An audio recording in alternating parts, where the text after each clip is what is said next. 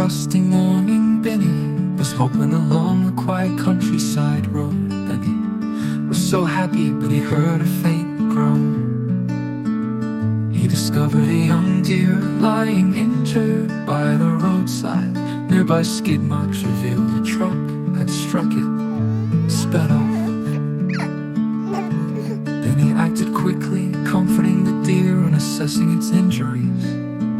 Spotting a discarded tarp, he crafted a makeshift sled, and with determination dragged the deer to safety under the cover of nearby trees. He made a soft bed of moss and leaves and gently gave the deer water from a hollowed leaf.